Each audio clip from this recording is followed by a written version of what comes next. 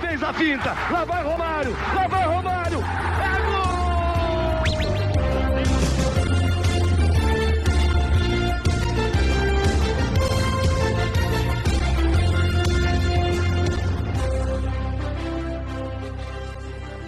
Olá, seja bem-vindo você a mais uma edição do podcast, o podcast do Conte Verde, a casa do futebol de seleções.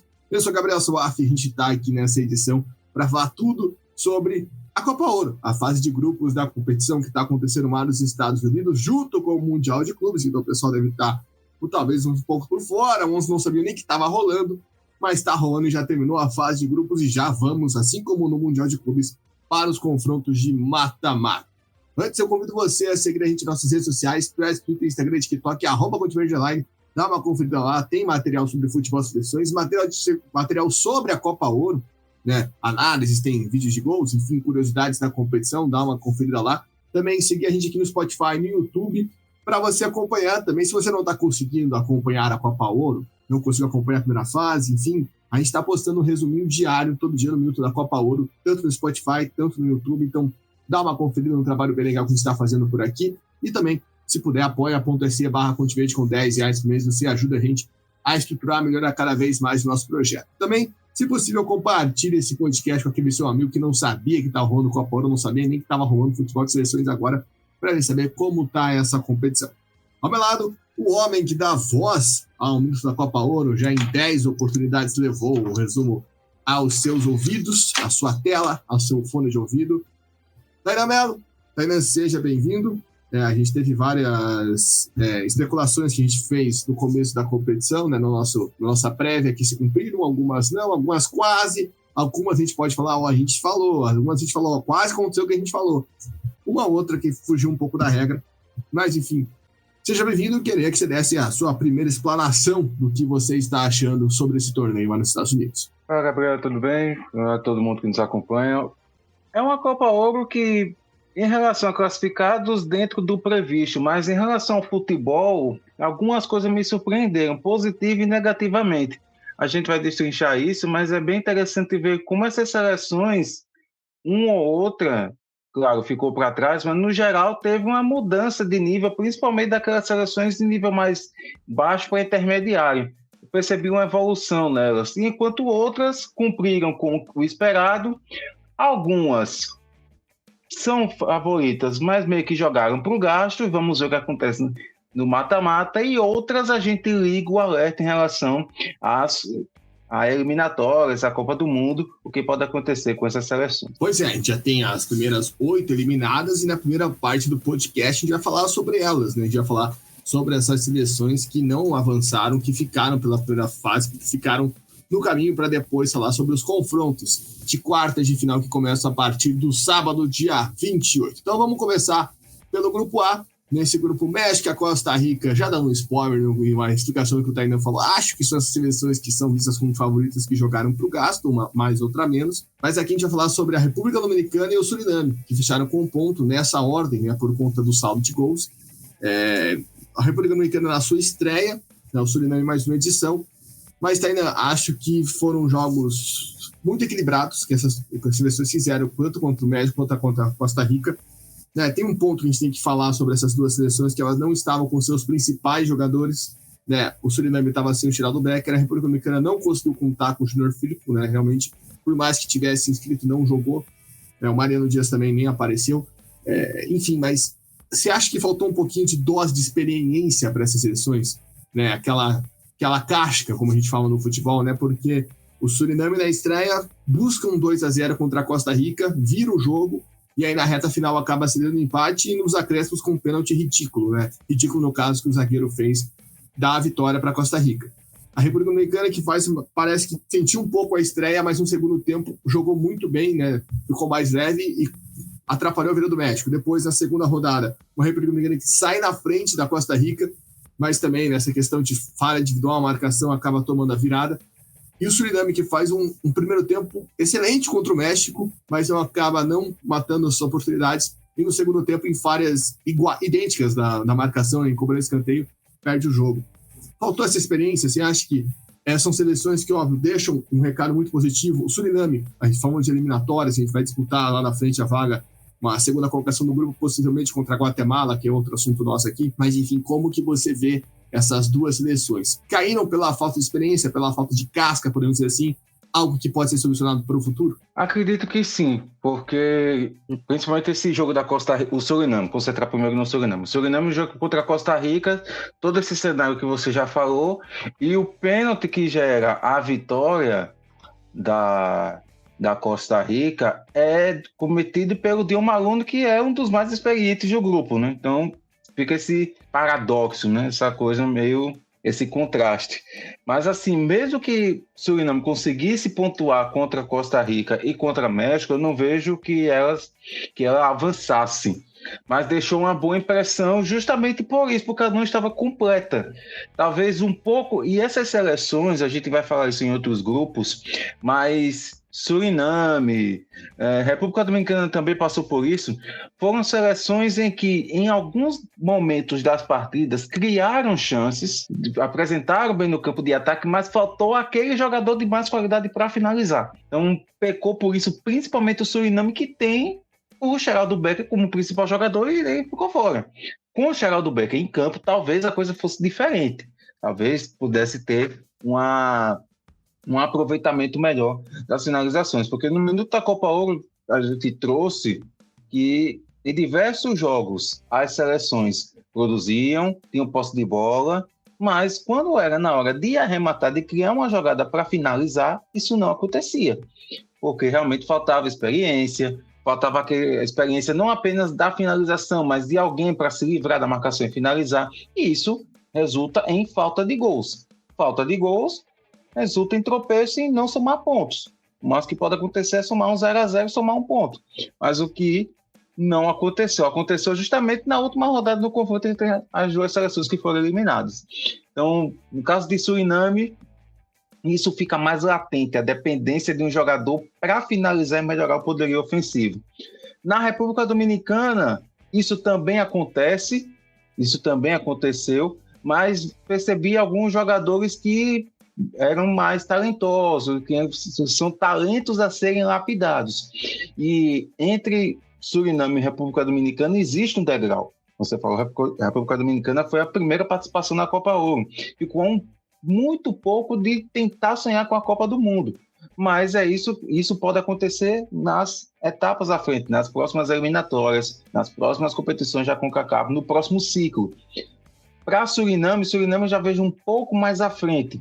E aí, talvez, os efeitos de Suriname para uma competição mais imediata, inclusive as eliminatórias, podem ser notados de uma maneira mais rápida. Então, acredito que seja possível, com o Suriname, ter um efeito positivo mais rápido do que a República Dominicana. Mas a República Dominicana tem mais talentos que podem, com esse intercâmbio, com essa experiência, essa rotatividade de jogadores fora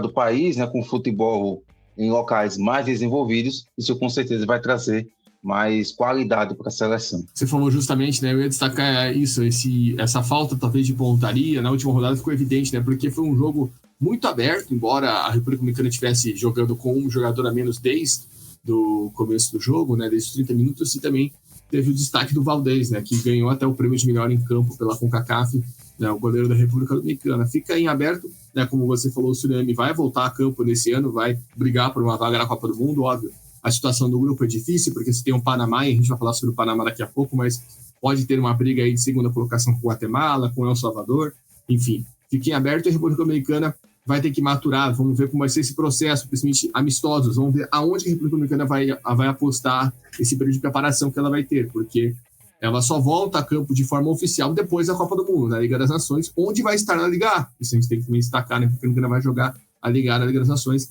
mas é ver aonde que a República Dominicana vai buscar amistosos, vai ser dentro da CONCACAF, se vai procurar uma seleção sul-americana, vai fazer um intercâmbio, enfim, vamos ficar de olho que isso pode ajudar a entender esse processo, né, de maturação dessa seleção que já fez história por disputar a sua primeira Copa Ouro. Vamos passar para o Grupo B, onde nós tivemos a liderança do Canadá com 7 pontos, Honduras terminou na segunda colocação com 6, Curaçao ficou com apenas 2 pontos e El Salvador com 1. Tainan, acho que El Salvador era aquilo que a gente estava esperando, né? Eu lembro que na primeira rodada, o pessoal que talvez não acompanha tanto falou por aí que o empate era El Salvador perdeu pontos preciosos, e na hora eu falei, não, quem perdeu pontos preciosos foi Curaçao nesse confronto, pelo que vinha acontecendo ultimamente. Enfim, o El Salvador cumpriu aquela previsão que a gente tinha de uma seleção que não ia empolgar e talvez até fez um jogo ou outro melhor do que a gente pudesse esperar, mas até mesmo a situação no jogo contra o Canadá com 2 a menos no primeiro tempo atrapalhou muito. Enfim, sair com um ponto foi muito bom e a atuação contra Honduras, né, que por mais que o Honduras venceu o clássico, não foi nada, um degrau gigante acima, né, foi um jogo muito equilibrado para baixo, né, não foi um jogo bom de se ver, mas foi um jogo equilibrado que talvez El Salvador não tinha conseguido fazer nos últimos anos. E Curaçao acho que sai com isso engasgado, não só esse empate, né, que eu falei contra El Salvador, mas também a partida contra o Canadá, onde sai atrás, mas consegue melhorar, consegue ir atrás, tem um pênalti não marcado que é simplesmente absurdo, e consegue o gol de empate no final, vai para o confronto direto contra Honduras, faz o jogo pareio, esse sim foi um jogo legal entre Honduras e Curaçao, acaba tomando o gol da derrota no finalzinho, fica de fora, mas também acho que nessa questão de mensagem para eliminatórias, né, a gente vai falar também sobre o grupo de Curaçao nos próximos capítulos, né, porque é um grupo 100% caribenho, Curaçao acho que fica muito bem na fita, né, vamos dizer assim, fica talvez dessas seleções que disputaram a Copa Ouro desse grupo, né, Bermuda não tá, mas é a seleção que mostrou o melhor futebol, e contra El Salvador mantém aquele... talvez esse alerta já foi vermelho, agora está um pouco mais alaranjado, mas de qualquer forma, não deixa de sair dessa área de atenção, né, quanto às atuações, quanto ao futebol apresentado pela seleção, que ainda pode sonhar com uma vaga na Copa do Mundo, que é o mais inimaginável depois desse ciclo horrível que vem fazendo. Apesar de tudo, El Salvador ainda pode estar na Copa, isso é interessante, embora pelo que vem apresentando, realmente fica difícil de acreditar. Como a gente falou no Minuto da Copa Ouro, El Salvador, das 16 seleções, foi a única que não balançou as redes. El Salvador não ganha há 8, 9 jogos seguidos de Copa Ouro. El Salvador foi a única seleção em toda a história a ter 2 jogadores expulsos no primeiro tempo. Então, El Salvador, embora a gente não esperava, terminou decepcionando ainda mais, terminou sendo pior do que esperava. Então, realmente coisas bem negativos em El Salvador. O Canadá, ele só jogou, foi intenso na estreia perante a torcida. O jogo contra Curaçao foi um jogo que você já falou, em que ele abre o placar com 9 minutos de jogo e depois ali para de jogar. E Curaçao domina o tempo inteiro depois do gol do Canadá. E contra El Salvador, é um primeiro tempo bem equilibrado, mais marcado pela pancadaria, foi muita pancadaria e pouco futebol, e aí em 3 minutos no começo do segundo tempo ele resolve a parada com 2 jogadores a mais. Aí realmente não tinha o que fazer.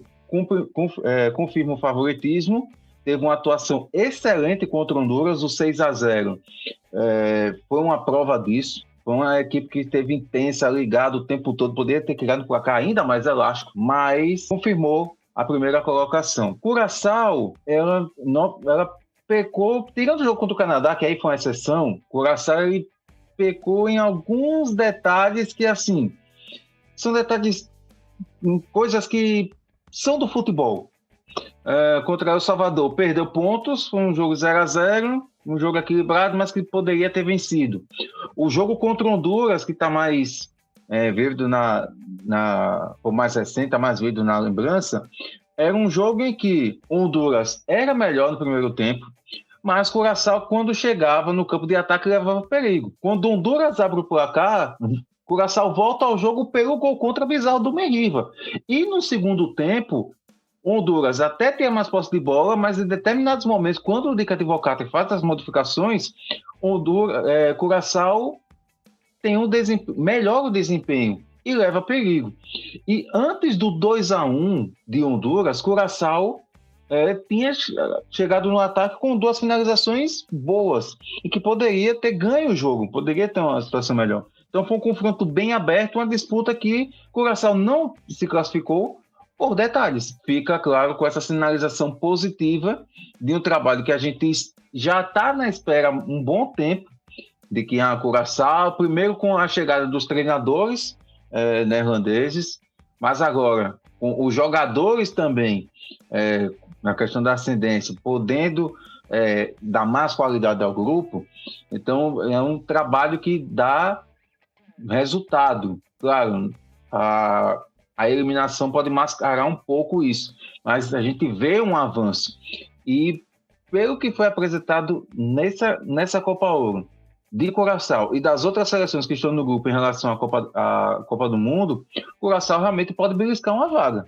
E aí seria uma estreia bem interessante que coroaria esse trabalho que está sendo feito já há anos, né, em relação a essa seleção de Curaçao. E El Salvador não há nada o que esperar.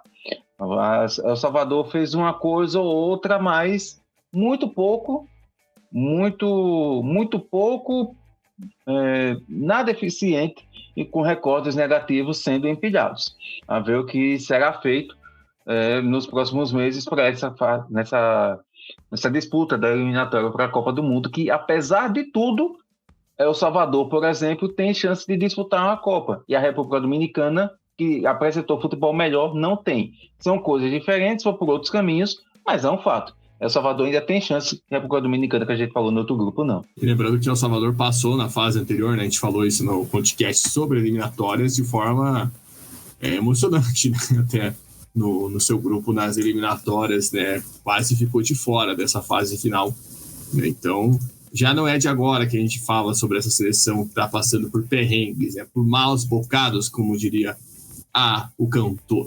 Agora vamos passar para o Grupo C. Grupo C, que teve o Panamá liderando com 9 pontos, a Guatemala com 6, a Jamaica com 3 e Guadalupe com 0. Tainan, acho que Guadalupe fez até jogos interessantes, né? Brigou, batalhou, né? O jogo contra a Jamaica mesmo era um jogo que poderia ter um final diferente, mas ficou na seleção mais frágil do grupo, como esperado. Mas a Jamaica foi simplesmente surreal, né? Realmente não empolgou, já tinha esse sinal alerta, né, ligado contra os Rec Boys, por conta da classificação mesmo, né, para a Copa Ouro, naquele jogo truncado contra a seleção de São Vicente e Granadinas, né, onde quase perdeu o jogo de ida, depois o jogo da volta não consegue ficar muito tempo à frente, e depois, nos jogos seguintes, né, contra a Guadalupe, não faz um jogo bom, né, vira o jogo ainda no primeiro tempo, mas na segunda etapa faz de tudo para tomar um empate, por muito pouco não toma. E na sequência, né, a partida contra o Panamá, acho que evidencia o momento da Jamaica, né? Evidencia, porque, em tese, né, até a gente falava isso nas eliminatórias, né, sobre a final da segunda fase, em tese a seleção jamaicana, junto com o Panamá, são as melhores que vão disputar. E o Panamá mandou no jogo, né? A Jamaica, mesmo com o Bailey, mesmo com o Antônio entrando no jogo, também o Antônio está completamente fora de ritmo, né? A gente sabe toda a situação do Antônio se recuperando de acidente, enfim. Mas a Jamaica, no minuto da Copa Ouro, você até falou que para você foi a maior decepção nessa primeira fase. Queria saber se você mantém isso. O que dá para esperar, né? Que a gente falou justamente. Curaçao está no grupo da Jamaica. E disparadamente, Curaçao jogou mais bola que a Jamaica nessa Copa Ouro. E não é de hoje, né? Não é de hoje que a Jamaica deve futebol. Né? Não sei como está o trabalho do Steve McLaren, né? Se ele vai se manter, né? Como que vai ser isso, porque realmente, se apresentar esse futebol nos jogos eliminatórias, a Jamaica, que tinha tudo para voltar à Copa do Mundo, pode ficar de fora. A Jamaica, para mim, continua sendo a maior decepção, porque a gente já tinha falado nas prévias que era um grupo totalmente acessível para a Jamaica se classificar, né? Pelo menos passar de fase. Porque a gente sabia da instabilidade de Guatemala e também e Guadalupe está um nível abaixo. Só que a Jamaica, desde o começo, mostrou que o que é que eu estou fazendo aqui, né?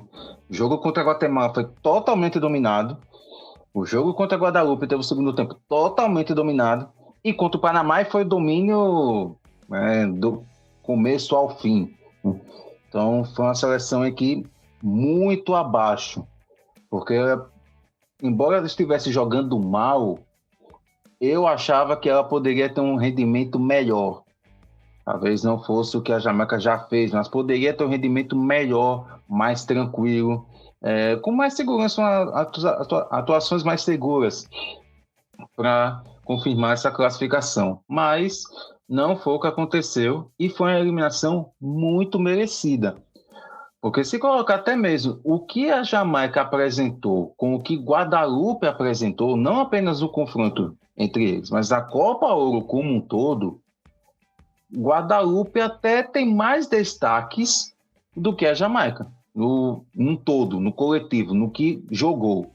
Claro que Guadalupe perdeu os 3 jogos, porque é uma seleção com bem inferior, muito mais limitada, e que é uma seleção que, como a gente falou no minuto da Copa Ouro, é uma seleção que, quando ataca com todo mundo, deixa todo o espaço possível e não consegue realmente converter todas as finalizações. E sofre muito na defesa. Foram 10 gols sofridos, né?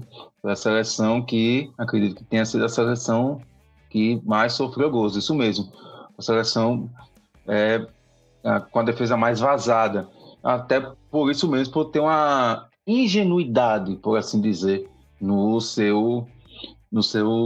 na sua tática. Algo normal de uma seleção que é mais frágil. Mas ainda assim ficou uma impressão positiva, poderia obter resultados melhores, principalmente nesse jogo contra a Jamaica. É a questão mais... onde a Guadalupe ficou mais perto de pontuar e merecia pontuar. Teve um ou outro detalhe que realmente impediu que somassem pontos, mas dentro do que a Guadalupe podia apresentar, tá ok. Dentro do que a Jamaica poderia apresentar, não tá ok. Pelo contrário, tem muita coisa a melhorar. Não se sabe ainda o que vai acontecer, como você falou, com a comissão técnica. Eu, particularmente, acredito que não fica ou não consiga avançar, mas aí também tem que ver até onde os jogadores estão aptos a melhorar, a fazer a situação melhorar. A gente, claro, não conta com o Antônio, porque o Antônio está voltando ainda. Então, para depositar alguma coisa de que o Antônio vai resolver, o Micael Antônio vai resolver, não é correto a gente apontar isso. Tem que contar com outros jogadores. Bale e outros atletas, por exemplo, que são jogadores mais talentosos e que poderiam muito bem resolver a situação. Até uma ironia que o primeiro gol do jogo contra o Panamá, é um gol contra do Bale, né? O gol é dado por Ismael Dias, porque ele chuta, mas a bola desvia no Bale e entra.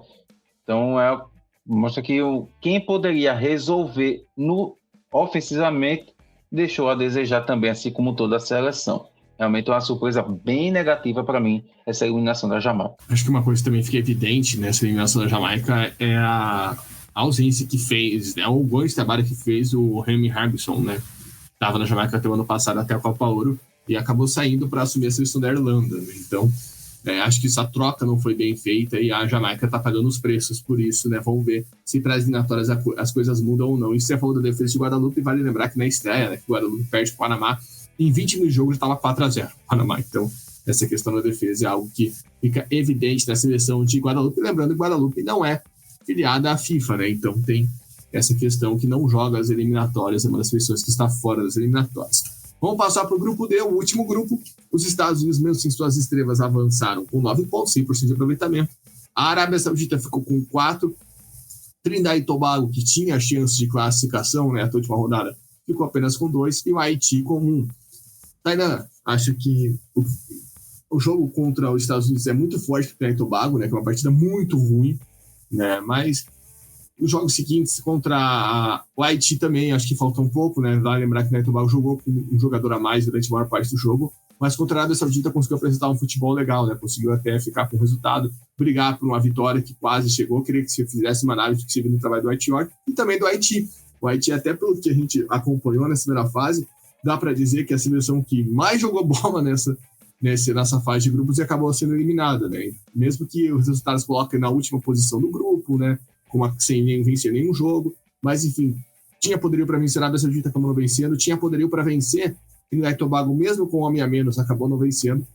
Claro, teve um jogo mais complicado com os Estados Unidos, mas enfim, como que você analisa, né, esse grupo que se encerra dessa forma para essas duas seleções, né? Trinidad e Tobago é outra seleção que está no grupo, né, da Jamaica e de Curaçao, enquanto o Haiti está no grupo Costa Rica e Honduras.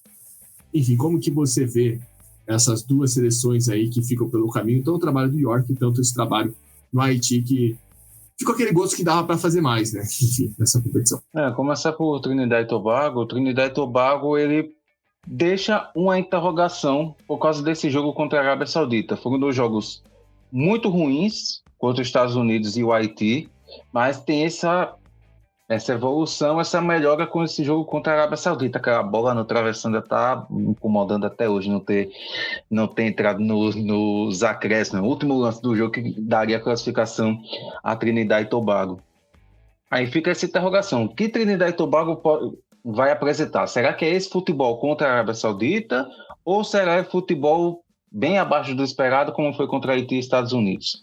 Essa interrogação que a gente só vai descobrir nos jogos das eliminatórias. E é um grupo em que, pelo fato de Bermuda a gente não contar que possa fazer alguma coisa, e a Jamaica nessa interrogação toda, a gente pode ver que contra a Curaçao é um grupo mais aberto para buscar principalmente uma vaga na repescagem.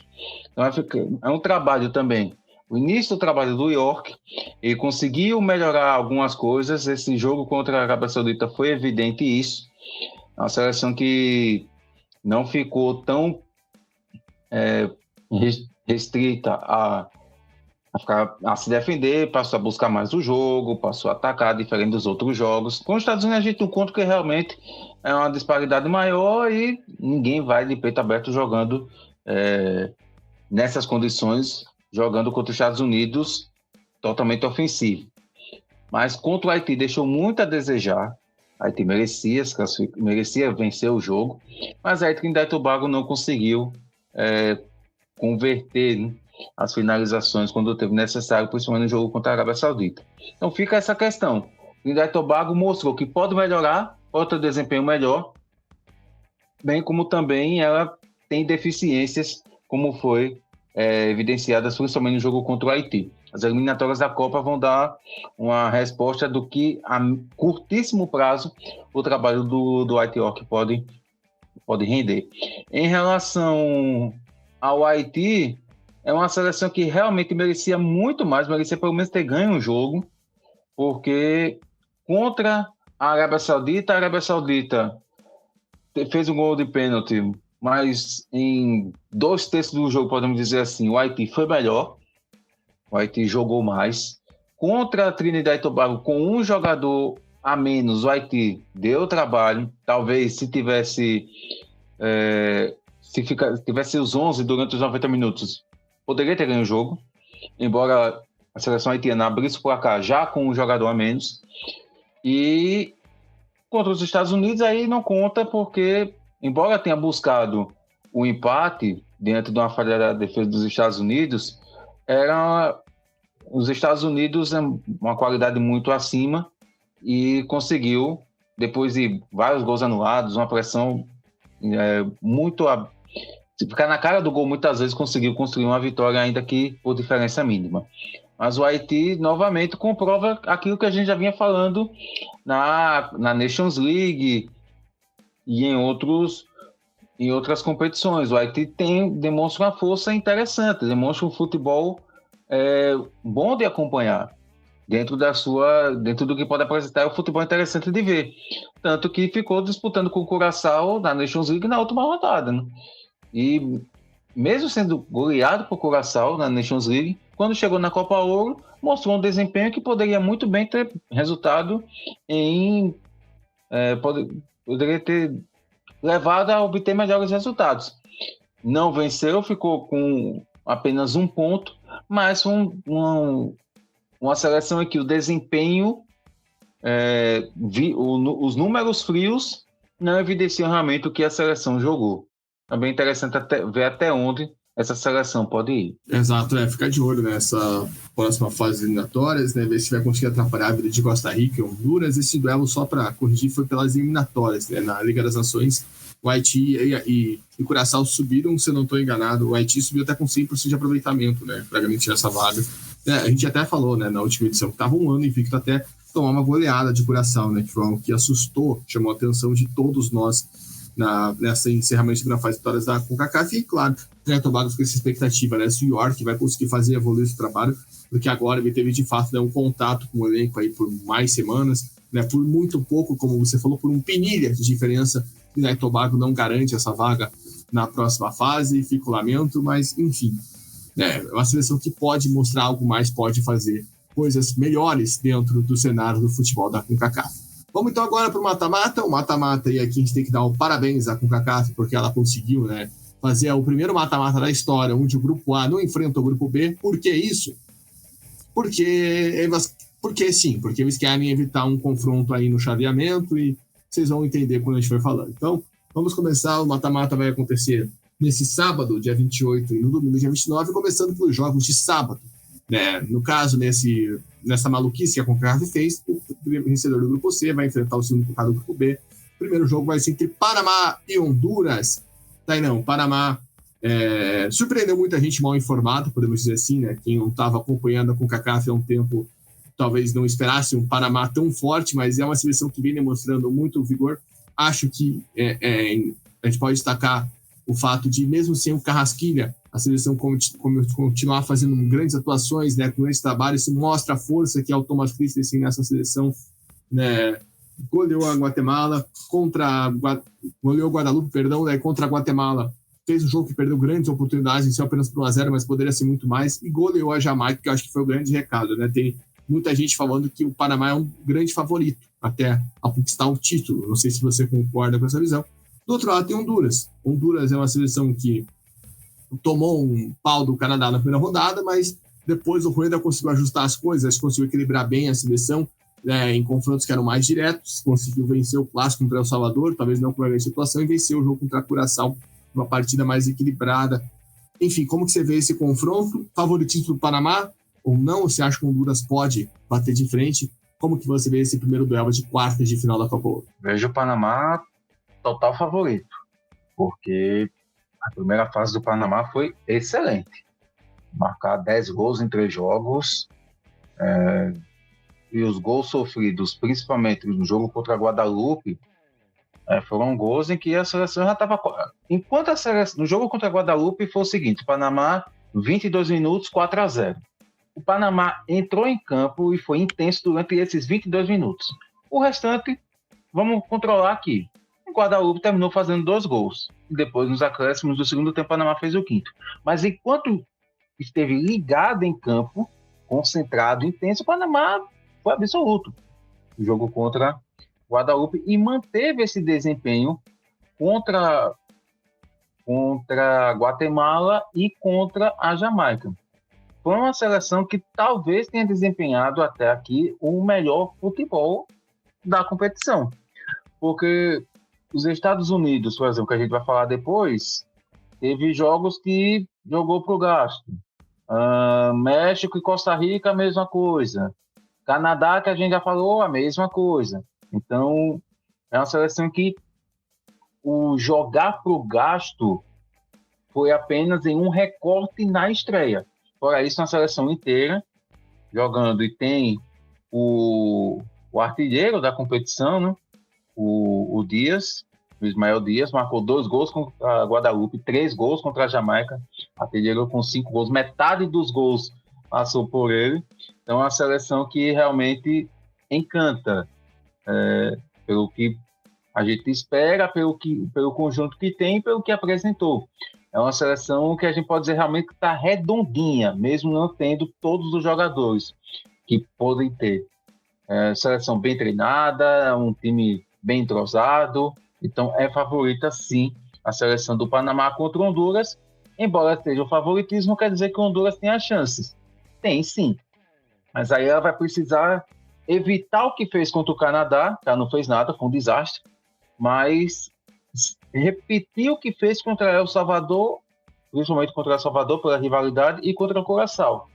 Saber que vai enfrentar um adversário de melhor momento, mais qualidade hoje, mas quando tiver oportunidade, se tiver, aproveitar, fazer o gol. Só assim ela vai conseguir, acredito que só dessa maneira ela vai conseguir surpreender. Mas eu vejo o Panamá como um total favorito a se classificar. Você falou desse jogo contra o Guadalupe e do Panamá, e foi, não, eu posso até dizer que foi displicência, né? Tanto que o Panamá toma um gol e o Guadalupe tem chance de fazer mais, e o Thomas Christensen fica irritado na beira do campo, assim, muito irritado. O jogo estava 4-1.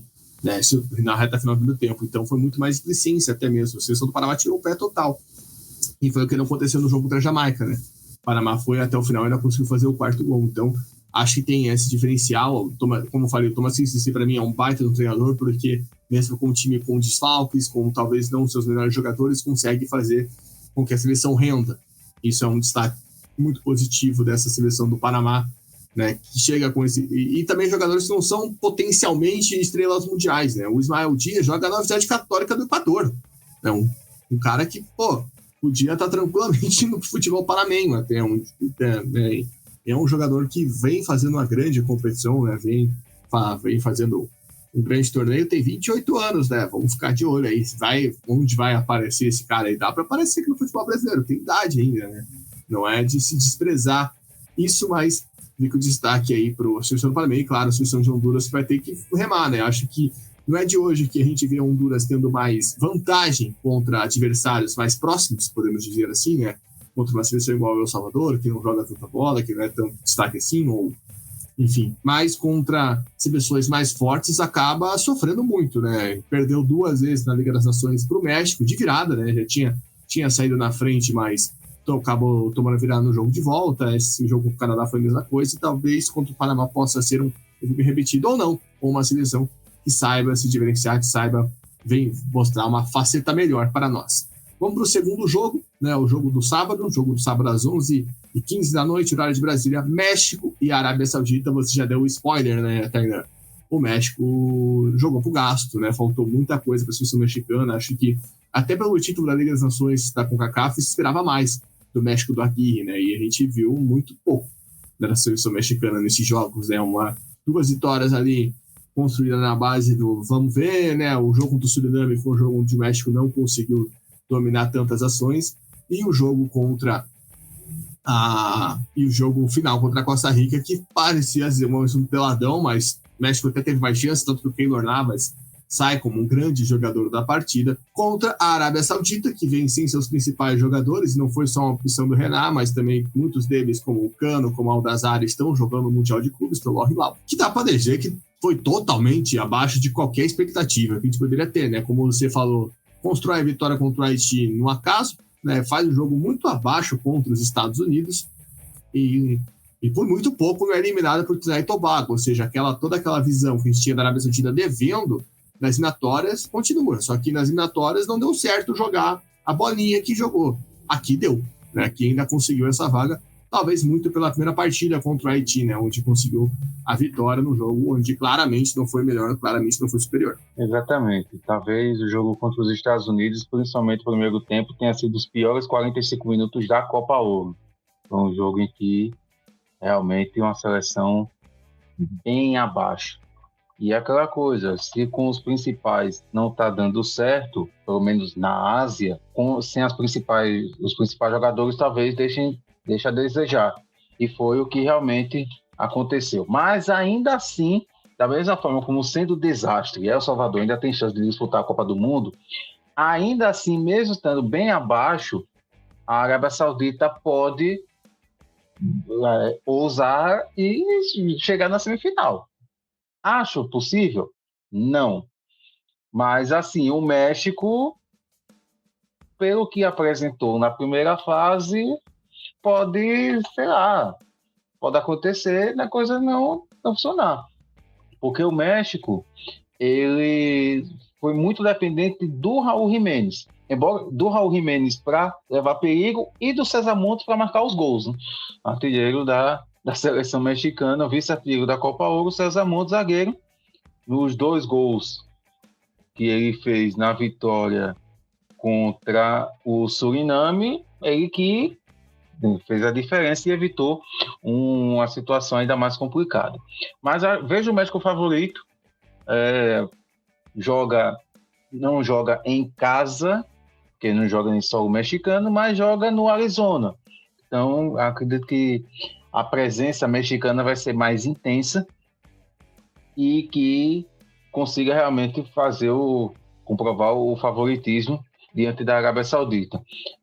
A depender salvo uma atuação que realmente surpreenda, de ser dominante do início ao fim, eu não vejo o México tendo essa atuação tão boa diante da Arábia Saudita, mesmo dessas circunstâncias.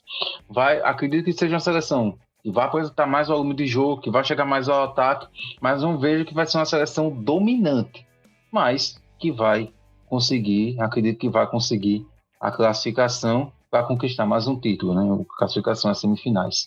Título eu já dou mais segurada, né? Mas acho que muita gente até esperava um México com mais potencial de favorito, né? Até por conta do que os Estados Unidos ficou com o Pochettino, enfim, né?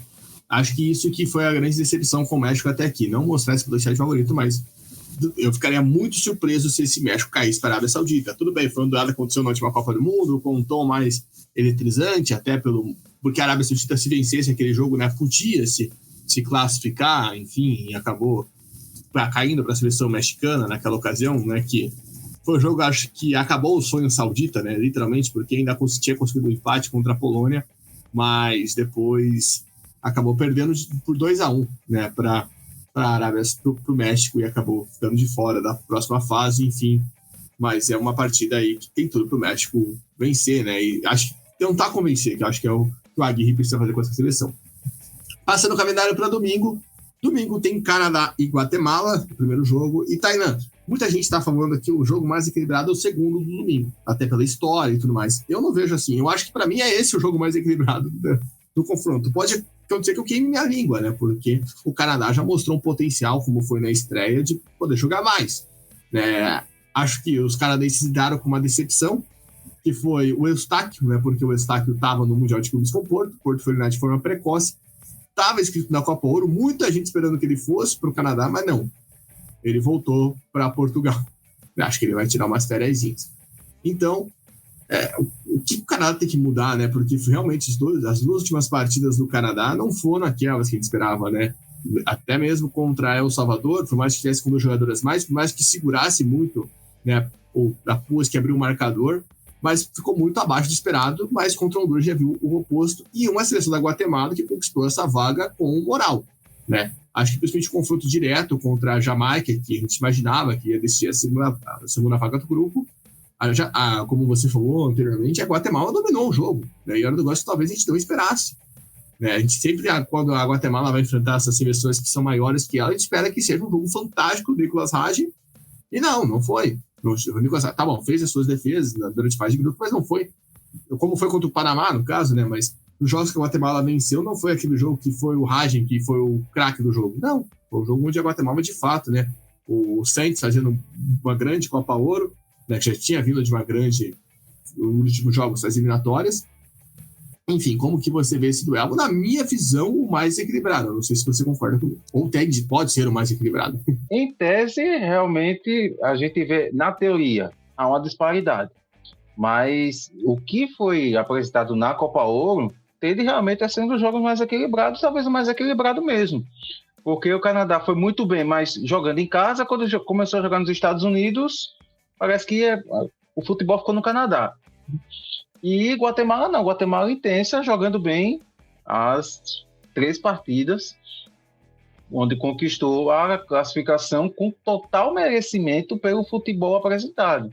O Hagi fez defesas, continuou fazendo, mas o time,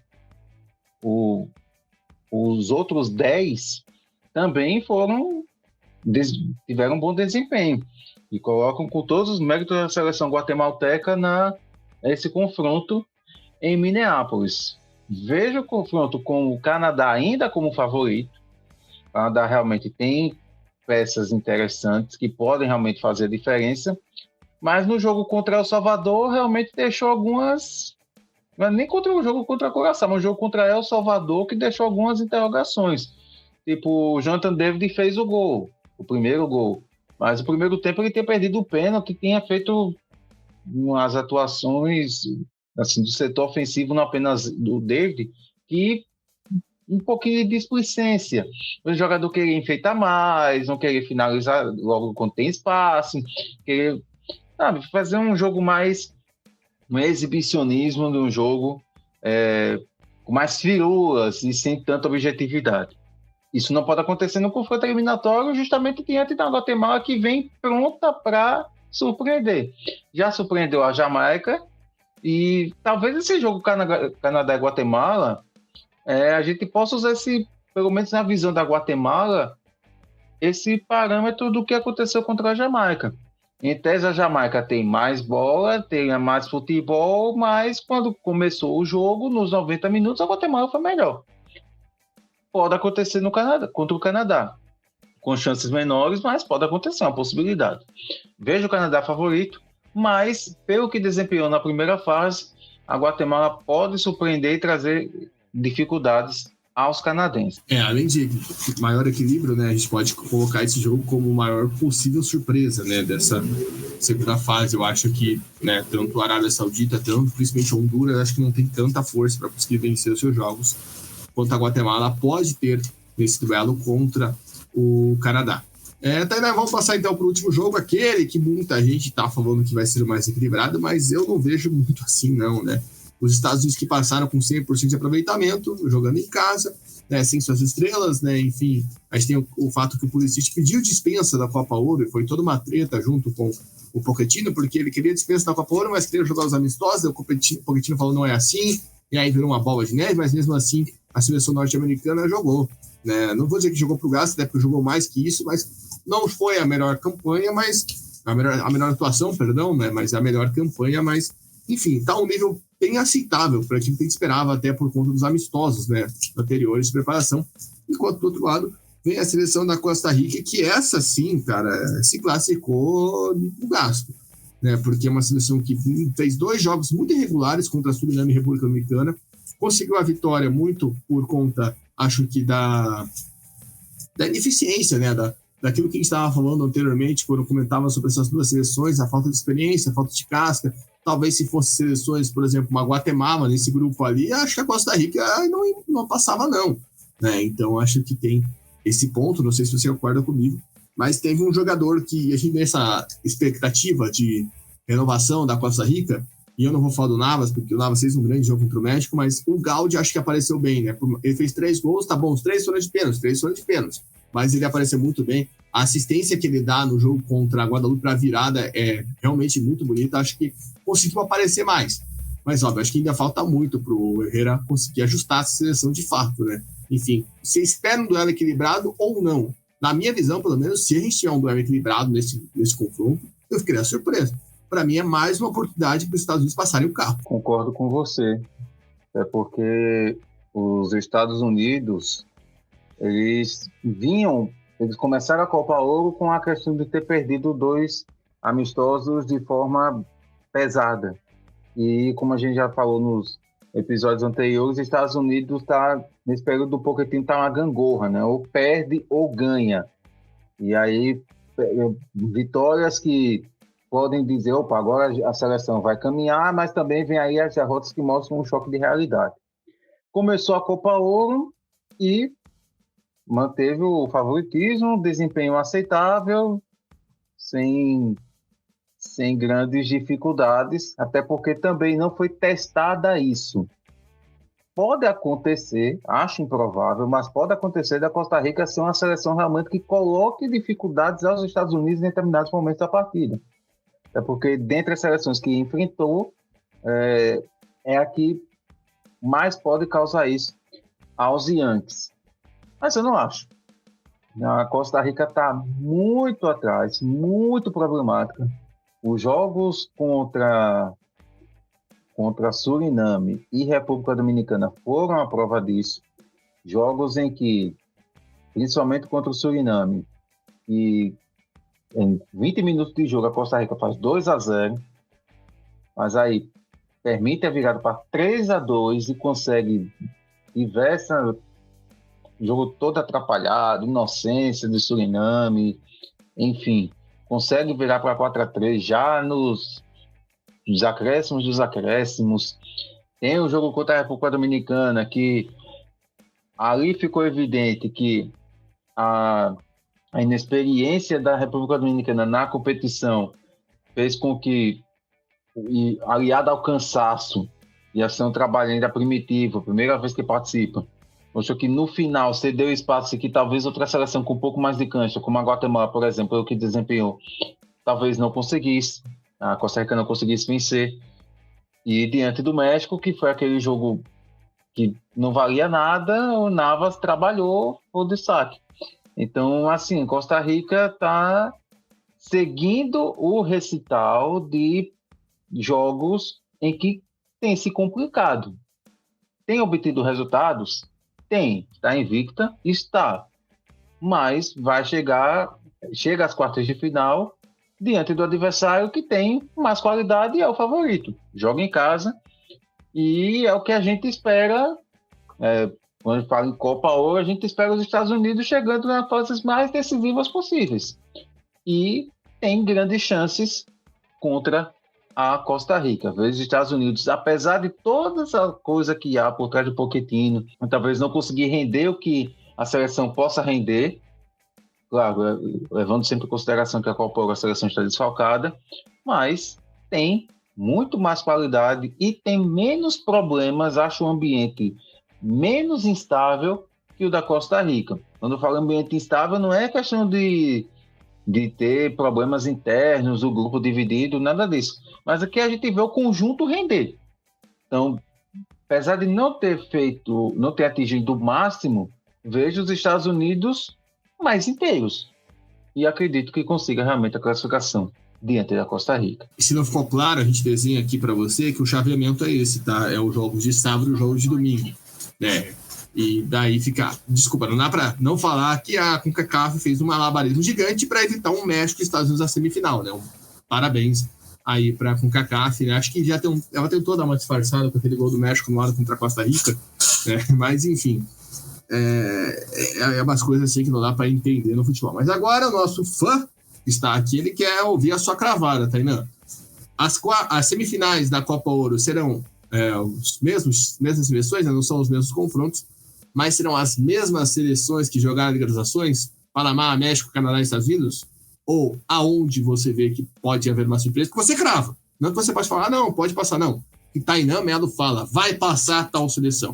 Teremos novidades ou não? Eu queria que tivesse, mas eu estou confiante. Né? Eu acredito que vão ser tudo que a gente falou, mas acredito que no final, acredito que as semifinais sejam Estados Unidos e Canadá e México e Panamá. Tem possibilidade? Tem, como a gente falou durante esses 50 minutos. Mas acredito que serão mesmo as 4 seleções. Estados Unidos, Canadá, México e Panamá, as seleções que irão disputar as semifinais. E só fica o respaldo, né? Que na última Copa Ouro foi mais ou menos isso, só que no lugar do Canadá entrou a Jamaica, né? Porque na classificação dos grupos, o Canadá acabou ficando na segunda colocação da sua chave e ficou atrás da Guatemala, olha só, e foi enfrentar a seleção dos Estados Unidos logo de cara, né? E curiosamente também o convidado asiático que veio do nada, que ninguém gostou, passou, né? Que naquele caso foi o Catar. Só que, para ser justo com a CONCACAF, o chaveamento daquela competição já foi assim, né? Grupo A contra Grupo D, Grupo B contra Grupo C. Coisas de CONCACAF que ninguém nunca vai entender. E é isso, pessoal. A gente termina aqui o nosso podcast 162, convidando você a seguir acompanhando o nosso trabalho nas redes sociais, Threads, Twitter, Instagram, TikTok, @ContiVerde Online. Segue lá, dá uma conferida. Né? A gente vai seguir com conteúdo sobre futebol das pessoas, mas também sobre a Copa Ouro.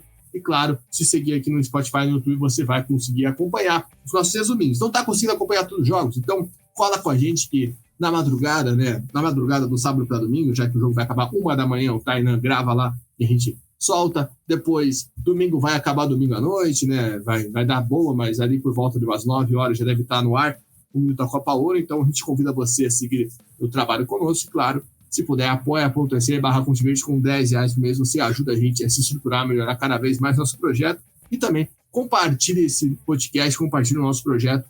Aquele amigo que você sabe que quer acompanhar a Copa Ouro, que está acompanhando a Copa Ouro e que quer ouvir nossas opiniões para falar que a gente falou groselha ou não. Tainan, obrigado pela parceria aí. A gente segue, né? Porque a Copa Ouro segue. A gente volta, né? Você volta, no caso, no da Copa Ouro, ao longo do final de semana. E depois a gente volta aqui, né?